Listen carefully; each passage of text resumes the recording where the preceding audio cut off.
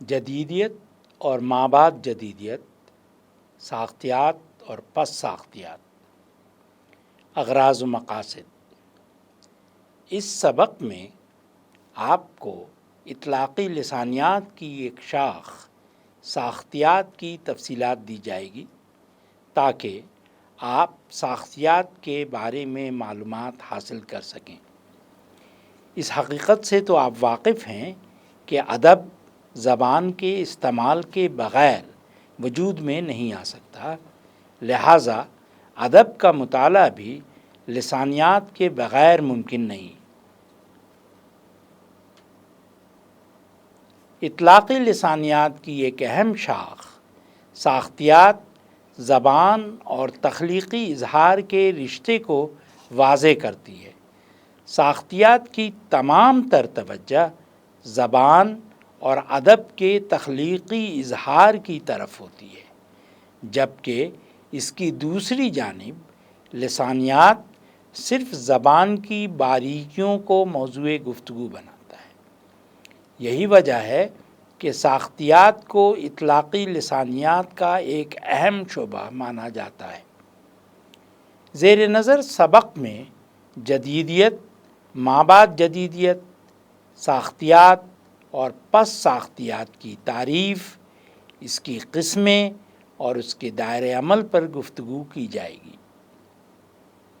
تمہید: ساختیات اور مابعد ساختیات پر کسی بھی گفتگو سے پہلے جدیدیت اور مابعد جدیدیت کے تصورات اور نظریات سے واقف ہونا ضروری ہے، کیونکہ ان مکاتیب فکر کی بنیاد جدید اور مابعد جدید تصورات پر ہے۔ جدیدیت، ماڈرنزم۔ مغرب میں جدیدیت کا زمانہ پہلی جنگ عظیم سے دوسری جنگ عظیم تک کا ہے۔ اردو ادب میں جدید طرز فکر ترقی پسندی کے رد عمل کے طور پر آئی، جبکہ مغرب میں جدیدیت روشن خیالی پروجیکٹ کا حصہ تھی اور مارکسیت اور ہیومنزم سے الگ تھی۔ بعض ماہرین جدیدیت کو ان الفاظ میں تعریف کرتے ہیں: جدیدیت ایک نئے تجرباتی دور کا نام ہے جو تجربے کی حدود اس کے عہد کے مسائل سے متعین ہوتی ہے۔ اس تعریف سے اندازہ ہوتا ہے کہ جدیدیت کی ساری لہریں انسان پرستی کی فضا سے گزرتی ہیں۔ جدیدیت روایت کے باطن میں پیدا ہونے والی تبدیلی کی نشاندہی کرتی ہے۔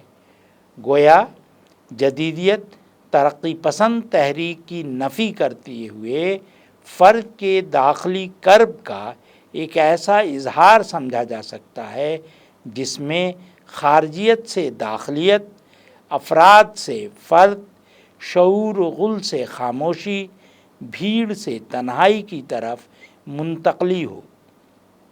ادب اور فنون لطیفہ میں جدیدیت اپنا اظہار عقل پرستی کے بیانیے میں کرتی ہے۔ ڈاکٹر گوپی چند وضاحت کرتے ہیں کہ جدیدیت نے مذہب کے بجائے عقلیت، برادری کے بجائے انفرادیت، روحانیت کے بجائے مادیت، مابعد الطبیعیات کے بجائے سائنس و ترقی کو ترجیح دی ہے۔ جدیدیت کو پروان چڑھانے میں ڈارون، نیٹشے، فرائیڈ، مارکس اور آئنسٹائن قابل قدر ہیں۔ یہ مفکرین عرفۂ مقصد زندگی کی ہو بہو عکاسی نہیں، بلکہ اس کا مطلب زندگی سے گریز گردانتے ہیں اور حقیقت پسندی کے بت کو توڑتے ہیں۔ تبدیلی کے خواہاں یہ مفکرین پرانے اور سمت اور زرعی معاشرے کو مسترد کر کے ایسے معاشرے کو گلے لگاتے ہیں جن میں بیگانگی، اخلاقی گراوٹ اور زمینی انحطاط کی فطرات کلبلا رہے ہیں۔ ماہرین کا خیال ہے کہ 60 کی جدیدیت کے آغاز کی بنیادی وجہ لسانی اور فنی امکانات میں توسیع و تبدیلی کے رویے سے وابستگی ہے۔ نئے لکھنے والے محسوس کرتے تھے کہ اب انہیں اظہار کے جدید طریقوں کو اپنانا پڑے گا۔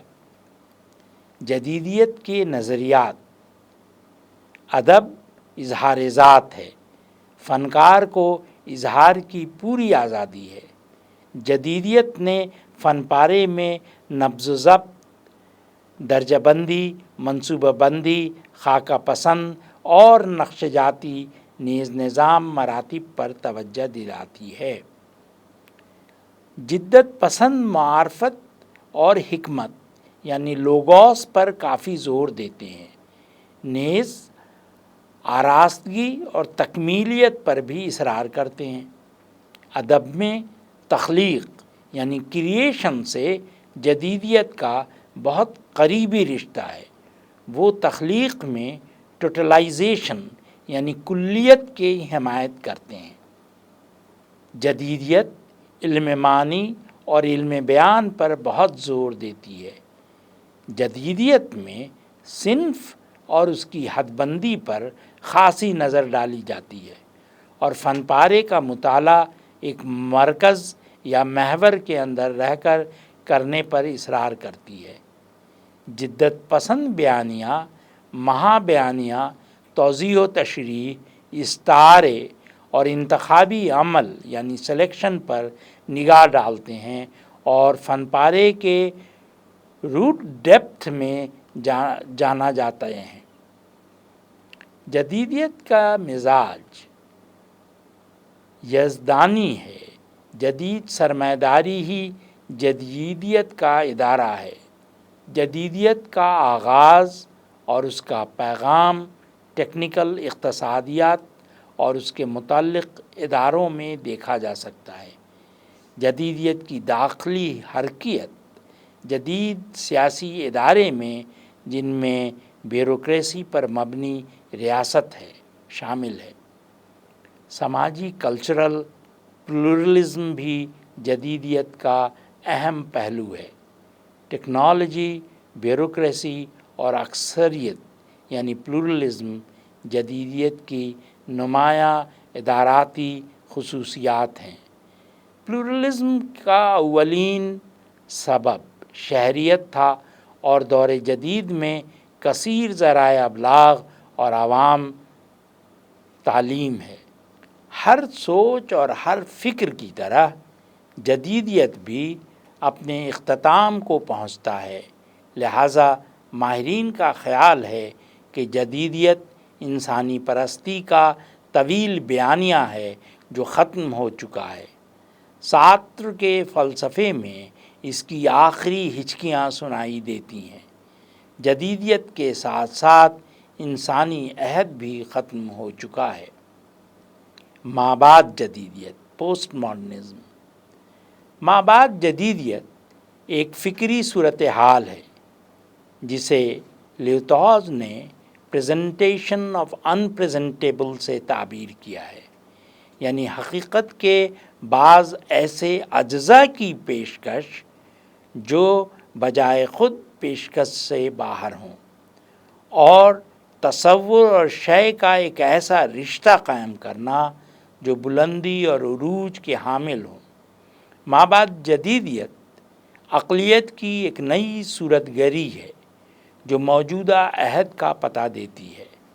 مابعد جدیدیت تخلیق کی آزادی اور تکثیریت کا فلسفہ ہے جو مرکزیت یا وحدت یا کلیت پسندی کے مقابلے پر ثقافتی بوقلمونی، مقامیت، تہذیبی حوالے اور معنی دوہرے پن دا ادر کی تعبیر پر اس تعبیر میں قاری کی شرکت پر اصرار کرتا ہے۔ مابعد جدیدیت ایک فرانسیسی روایت ہے۔ Roland Barthes, Charles Jakobson, Lyotard, Derrida, Foucault, Lacan, Fredric Jameson مابعد جدیدیت میں نئے تفکرات پیش کرتے ہیں اور بعض نظریات کی توسیع بھی کرتے ہیں۔ لہٰذا کہا جا سکتا ہے کہ مابعد جدیدیت بظاہر کوئی نظریہ نہیں ہے، کیونکہ یہ اپنی اساس میں نظریہ مخالف کے برعکس ایک عدم نظریہ ہے۔ مابعد جدیدیت میں جدیدیت سے لے کر کلاسیکیت اور ساختیات سے لے کر مارکسزم تک ہر ایک کو ہضم کر کے اپنے شخصی و فکری تعین کا خاتمہ کر دیا ہے۔ یہ جدیدیت کے تسلسل میں اس کی فکر کمیوں اور خامیوں سے پیدا شدہ ایک الجھاؤ کی صورت ہے۔ مابعد جدیدیت کی فکری صورتحال۔ مابعد جدیدیت کسی بھی نظریے کو حتمی نہیں مانتی، یہ سرے سے نظریہ دینے کے خلاف ہے، کیونکہ اس سے تخلیقیت اور آزادی ختم ہو جاتی ہے۔ کسی بھی نظام کی کسوٹی انسانی حقوق اور شخصی آزادی ہے، اگر یہ نہیں تو سیاسی آزادی نظر کا دھوکہ ہے۔ مابعد جدیدیت ہر طرح کی کلیت پسندی، فارمولہ سازی اور ضابطہ بندی کے خلاف ہے۔ اس کے مقابلے میں وہ کھلے ڈلے فطری بے محابہ اور آزادانہ اظہار و عمل پر اصرار کرتی ہے کہ حامی نہیں۔ ان کا مزاج دنیاوی ہے، وہ تفریح، تماشا اور کھیل کود کی اہمیت دیتے ہیں۔ ساختیات اسٹرکچرلزم۔ 20ویں صدی میں فلسفہ جدیدیت کے آغاز کے ساتھ ہی ساختیات کی ابتدا ہوتی ہے۔ ساختیات باقاعدہ تحریک نہیں، بلکہ اس کی حیثیت ایک طریقہ کار کی ہے۔ ساختیات نے نئے انداز فکر کے ساتھ زبان کی ماہیت، ادیب کی شخصیت اور معنی و حقائق کے جامد خیالات کو رد کرتے ہوئے معنی خیز سوالات پیدا کیے ہیں۔ یوں تو ساخت کا احساس ارسطو کے زمانے سے ہی کسی نہ کسی طور پر موجود رہا ہے، گو ہر زمانے میں اس سے متعلق تصورات مختلف رہے ہیں۔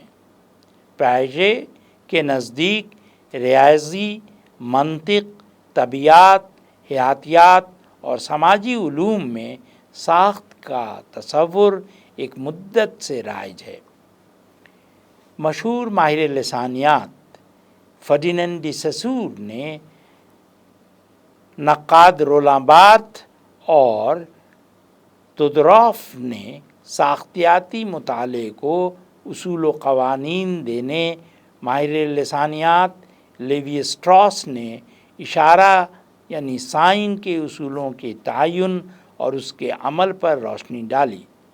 ساختیات پر لیوی اسٹراس کی مشہور کتاب اسٹرکچرل اینتھروپولوجی میں جو پیرس میں شائع ہوئی، ترسیل و ابلاغ کے مراحل میں اشارہ یعنی سائن ایک اہم فریضہ انجام دیتا ہے اور اشارے کے معنی متعین رہتے ہیں۔ مثلاً سرخ رنگ ٹھہرنے کا اشارہ ہے اور سبز رنگ چلنے کا، لیکن لسانیاتی ساخت میں اشارے کا کام سچ کو سچ اور جھوٹ کو جھوٹ ثابت کرنا نہیں، یہ یک طرفہ عمل ہے۔ اس لیے وہ ضروری نہیں کہ سرخ رنگ سے رک جانے اور سبز رنگ چلنے کی علامت ہو، اس کے معنی مختلف بھی ہو سکتے ہیں۔ ساختیات کے اصول و قوانین۔ ساختیات کسی بھی تہذیبی حقیقت کو سگنیفیکیشن کے ایک نظام کا نتیجہ سمجھتی ہے۔ ساختیات انسانی روایت اور سماج سے اب تک کی وابستگی کے نقطہ نظر کو رد کرتا ہے۔ ادب حقیقت کا عکس یا ادیب کی شخصیت کا آئینہ دار نہیں ہوتا۔ ادب میں کوئی لفظ یا حیت متبادل لفظ یا حیت کے انتخاب کے امکانات سے خالی نہیں ہوگا، اور اس طرح کے متبادل لفظ یا حیت اس کے معنی پر اثر انداز ہو سکتے ہیں یا اس سے بالکل مختلف بھی پیش کر سکتے ہیں۔ ہر متن کی حیثیت ایک مخصوص محاورۂ زبان کی ہے جسے ادب کی شعریات سے تعبیر کیا گیا ہے۔ کسی اشارے کی خود کوئی معنی نہیں ہوتے، ان کے معنی کا تعین ان کی مجموعی ساخت سے ہوتا ہے جہاں ان کا استعمال کیا گیا ہے۔ لفظ محض نشان ہے، خواہ تحریر میں لایا جائے یا بولا جائے۔ نشان سے مراد صرف لفظ ہی نہیں بلکہ کوئی بھی شے یا مظہر ہے جس کے بدولت ثقافت میں ترسیل کا کام لیا جاتا ہے، مثلاً تصویر یا شکل وغیرہ، خواہ وہ فطری ہو یا مصنوعی۔ جب ترسیل کے لیے استعمال کی جاتی ہے تو وہ نشان ہے۔ ساختیات میں متن تشریح و تعمیر کا سرچشمہ نہیں ہوتا بلکہ قاری اس کی مناسب تشریح و تعمیر کرتا ہے۔ رولاں بارتھ کا خیال ہے کہ انسانی ذہن معنوں کی پہچان کا ایک وسیلہ ہے اور وہ خود بخود معنی پیدا کرنے کی صلاحیت رکھتا ہے۔ ساختیاتی تنقید پر اعتراضات۔ بعض ماہرین لسانیات نے ساختیات پر ان الفاظ میں اعتراضات کیے ہیں: ساختیاتی ناقدین ادب کو حقیقت کا عکس یا ادیب کی شخصیت کا آئینہ دار نہیں سمجھتے۔ ساختیاتی تنقید ادبی تخلیق کو صرف الفاظ کی ترتیب، جملوں کی ساخت یا الفاظ کے پیچ و خم سے نکلنے والے معنی اور مفاہیم تک محدود رکھتا ہے۔ ساختیاتی نقاد مختلف چیزوں کی نشاندہی کر کے متضاد معنی اخذ کرتے ہیں۔ اس طرح اصل مواد پس پشت چلا جاتا ہے۔ بعض ماہرین کا موقف ہے کہ ساختیاتی تنقید میں زبان کے مطالعے کو مرکزی حیثیت حاصل ہے، اس لیے زبان کے مباحث کے حوالے سے ادب پاروں کو سمجھنے کی ہر ممکن کوشش میں ساختیات میں مدد لی جا سکتی ہے، لیکن یہ کوشش محض تشبیہات و استعارات یا ثناء و بدائع کی تفہیم کے لیے نہیں ہوگی، بلکہ ان کے ظاہری مفہوم کی سطح سے نیچے اتر کر جہت در جہت معانی کے جستجو میں ان سے کام لیا جا سکتا ہے۔ پس ساختیات 7ویں دہائی کے آخر میں ساختیات کی جگہ پس ساختیات نے لینا شروع کیا۔ پس ساختیات کا اثر پہلے امریکہ میں ہوا اور بعد میں برطانیہ میں۔ امریکہ میں پس ساختیات کو ان لوگوں نے سراہا جو امریکی نیو کرٹیسزم یعنی نئی تنقید کی معروضیت سے نجات کی راہ چاہتے تھے۔ برطانیہ میں پس ساختیات فکر کو ریڈیکل اور سیاسی قوت کے طور پر دیکھا گیا۔ ساختیات کی سائنسی معروضی توقعات کے پس ساختیات رد کرتی ہے۔ انسانی نظام نشانات کے رازوں پر قدرت پانے کا جو عزم ساختیات نے کیا تھا وہ حد درجہ قوت مندانہ تھا، لیکن پس ساختیات نے ایسے دعووں کی حوصلہ شکنی کی ہے۔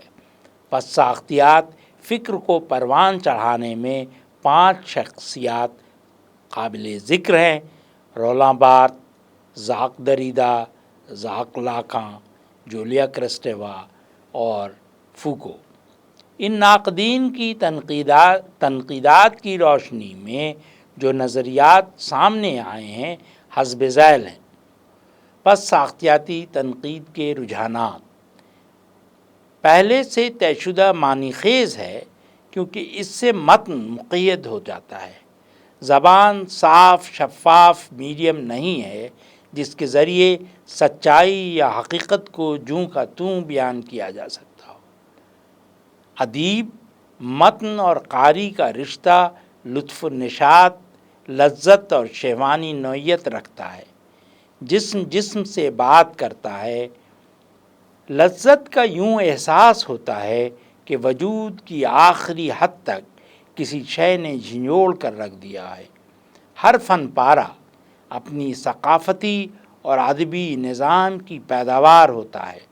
لاکھ انحراف کے باوجود مصنف روایت اور شعریات سے ہٹ کر کچھ نہیں لکھ سکتا۔ انسان ایک خود مختار وجدانی حقیقت نہیں بلکہ ایک عمل ہے۔ فوکو کے ہاں ڈسکورس کی بحث زیادہ ملتی ہے۔ ڈسکورس سے اس کی مراد خیالات، رویے، مواقف سبھی کچھ ہے۔